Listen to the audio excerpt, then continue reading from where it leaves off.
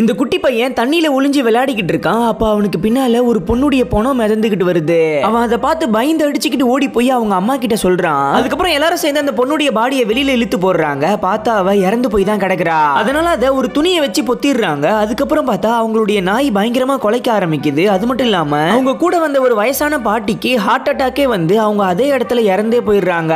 அதுக்கப்புறம் அந்த பொண்ணுடைய பாய் ஃப்ரெண்ட் வந்து அவ மேல பொத்தி இருக்கிற துணியை விலக்கிட்டு பாக்குறான். பார்த்துட்டு அப்படியே ஷாக் ஆயிடுறான். ஏன்னா அவளுடைய பாடியில இப்போ சுத்தமா சதையே கிடையாது, வெறும் எலும்பு கூடு தான் இருக்குது. ஆனா ஒரு பாடி இது மாதிரி ஆகணும்னா கிட்டத்தட்ட 7 வருஷமாவது ஆகுமா. ஆக்சுவலா என்னன்னா இவங்க இந்த பீச்ல வெறும் ½ hour இருந்தாலே அது ஒரு வருஷத்துக்கு சமமா இருக்குது. இப்ப கூட 2 சின்ன பசங்க விளையாடுறதுக்காக ஓடுறாங்க. ஆனா கொஞ்ச நேரத்திலேயே பார்த்தா அவங்க வயசு பசங்களா மாறி நிக்கிறாங்க. இப்ப இவங்க வளர்ந்துட்டதுனால அவங்களுக்குள்ள கொஞ்சம் அப்படி இப்படின்னு சந்தோஷமா இருக்காங்க. ஆனா அதுக்கப்புறம் கொஞ்ச நேரத்திலேயே பார்த்தா அவங்க எந்திரிச்சு நடந்து வரும்போதே அந்த பொண்ணு 5 மாசம் பிரெக்னண்டா இருக்கா. அது மட்டும் இல்லாம சில நிமிடங்கள்லயே அந்த பொண்ணுக்கு குழந்தை பிறக்கிற நேரமும் வந்து குழந்தையே